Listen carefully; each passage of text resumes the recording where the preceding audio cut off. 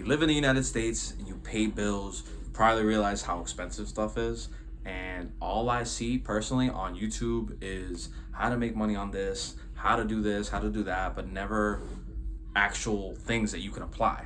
Well, I'm gonna give you guys some free game on something that I used. Actually, my girlfriend introduced me to this a couple years ago, and it is just something that's gonna, if you do gig work or if you have a full time job and you kind of want to stretch things out a little bit, this is gonna help you with that. I'm gonna get straight to the point. The app is called Zip. It used to be QuadPay. This is an app that allows you to split things into 4 payments. Now, let me show you how this comes in handy, right? So you can use this for things like oil changes, any maintenance on your car. This comes so clutch for me when it comes to that.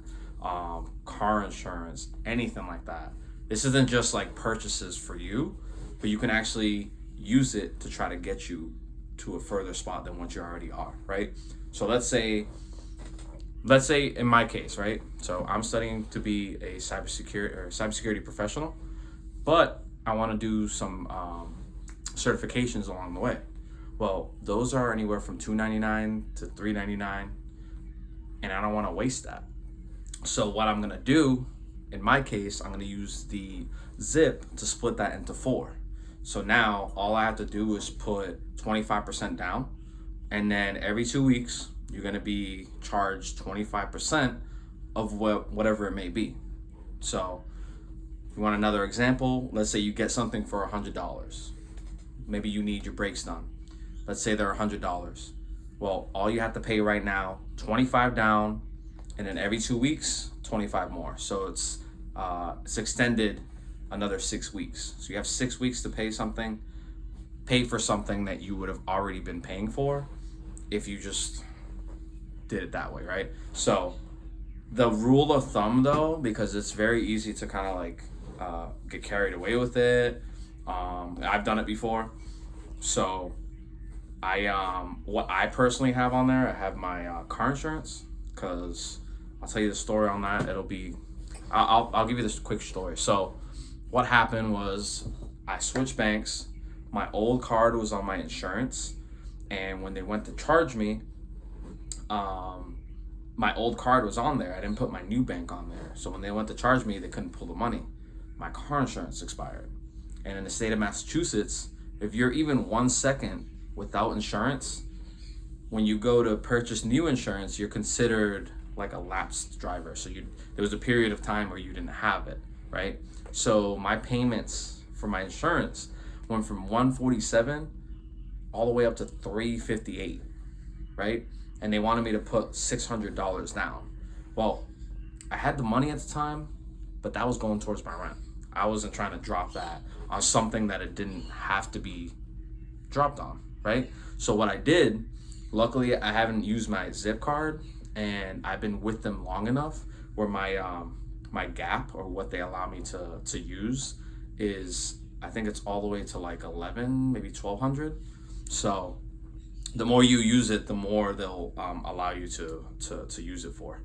So I was able to put that 600 for the new insurance that supposedly my insurance tripled.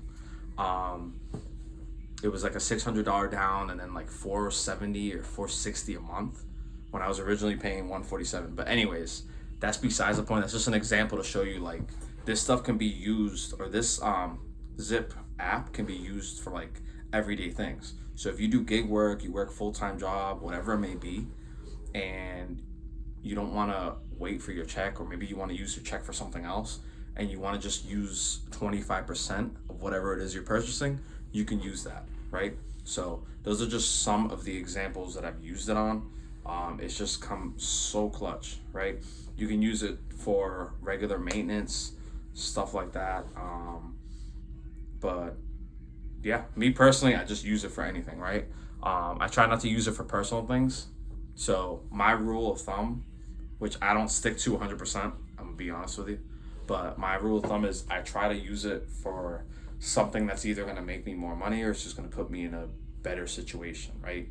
Where it's gonna either fix something that, if I ever have a car issue, knock on wood, if I need to pay like a car insurance, anything big that's unexpected, I'll put that on the quad pay, right?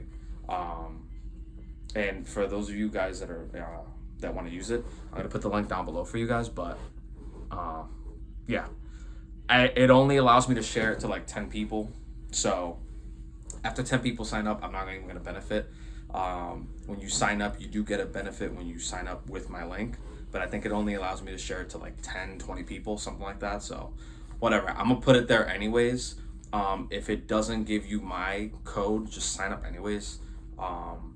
They might give you something, but I can't guarantee that. But yeah, if you do gig work, whether it's like Instacart, DoorDash, Spark, anything like that, this thing is definitely gonna come in clutch for you. Because if you ever have any issues, whether it's for your anything whatsoever, you can just put it on the quad pay. Now, one thing I wanted to cover, and as you guys can tell, I don't have really structure to this video, but there's specific ways that you want to use this card, because you don't want to go out into the store and then like just it's gonna tell you declined if you do it the wrong way. So there's two modes that you can use this card on. You can either do it online mode, where you're paying for something on an app, on an actual website, or the in-person mode, which is called in-store mode, which is where you request a certain amount, they put it on your card, and then if the store accepts it, which like 95% of stores usually do, it'll prompt you to add whatever it is. So let's say you're getting something for $80. It's gonna say, do you have $20 in your account to charge? 20 to 24, because they used to be a fee, but now they don't charge that anymore.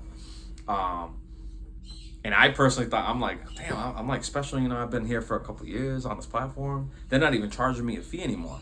But yeah, I was wrong on that. I think it's like app wide. They don't charge a fee whatsoever. I think the birds are fighting right now. Yeah, they're fighting.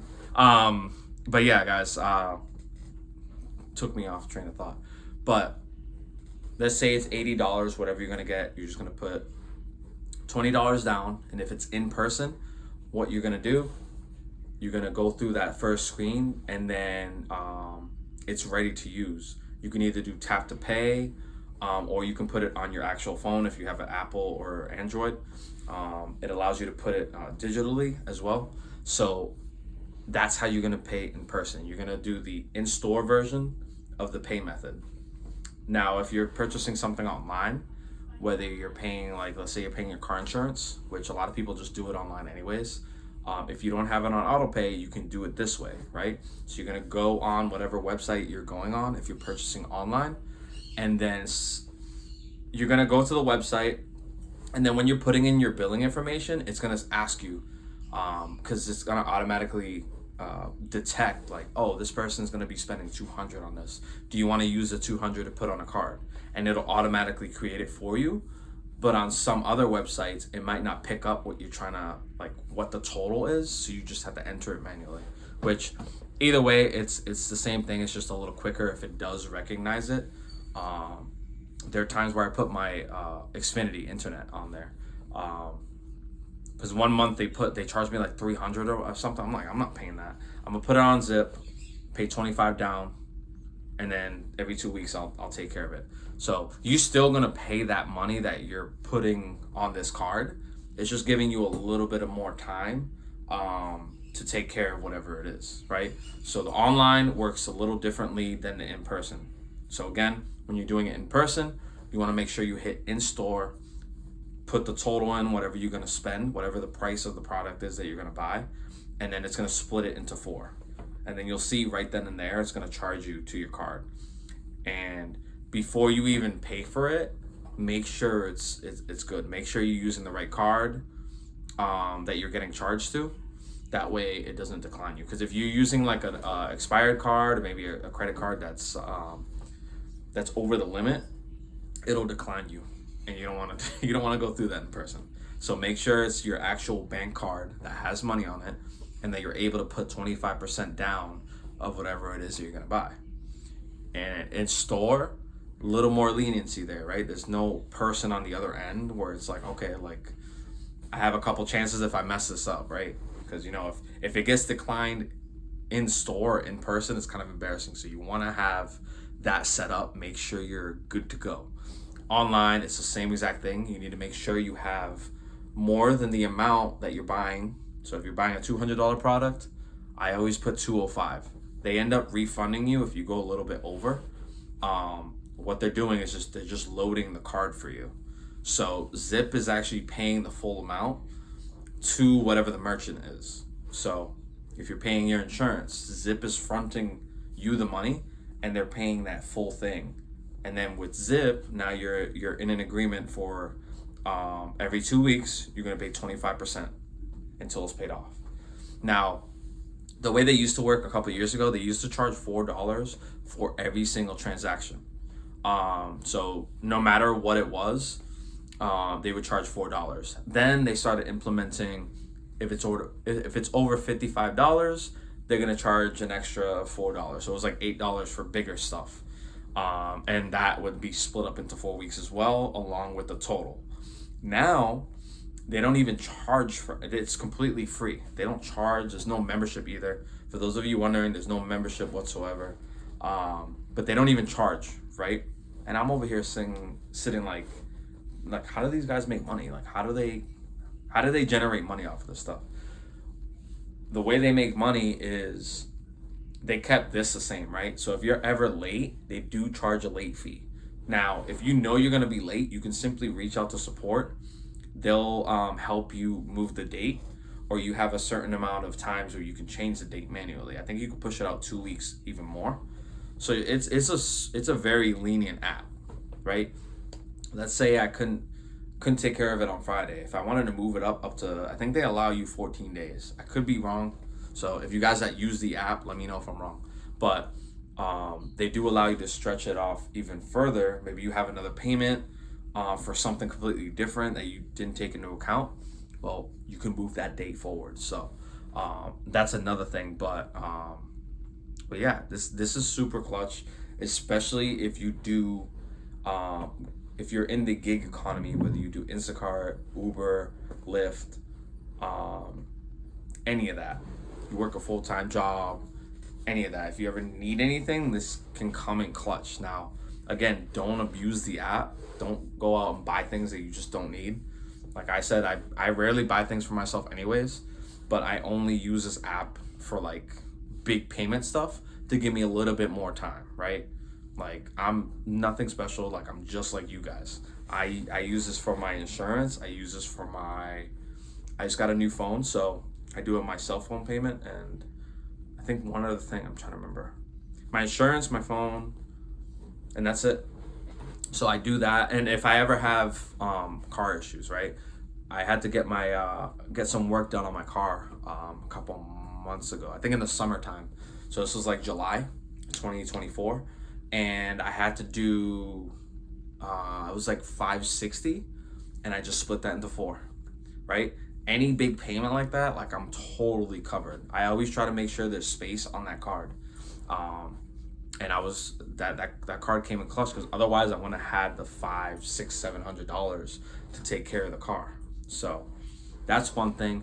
They don't do credit checks, so that's another thing. Like credit checks only exist here in the States and maybe a couple other countries. Like this app operates like most countries do overseas, right? They don't have a credit system. As long as you can put money down and you can prove that you can pay for the things, then you're good to go. They'll loan you the money. And again, it's always gonna be 25 down, and then it's gonna be split another 3 times, 25%, 4 different times. Now there's a couple other apps that are out there that do it, like Klarna, Affirm's another one that's coming up, but I noticed the limit on those is not as big as Zips. I don't know if it's because I've been using it since like 2020, 2021. So I've been using it a pretty long time, but it could be that, or it could just be that the other ones don't want to go over $200, $400.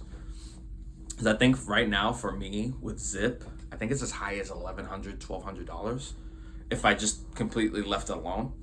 But I do have some things that are currently like in the process of being paid, but yeah, there's a lot of other apps that are like that, but nothing like this one here. So Again, I did y'all a favor and I put the link to the zip, formerly known as QuadPay. I put a link down below. Trying to think of anything else if I didn't cover it. I think I covered everything. Again, there's no credit checks. They just require you to use 25% down. Again, don't go overboard with it. Use it to try to better yourself. But till then, guys, I'll catch you on the next one. YouTube's going to be recommending a video up here. Hopefully it's one of mine. Check it out, guys. I'll catch you guys on the next one.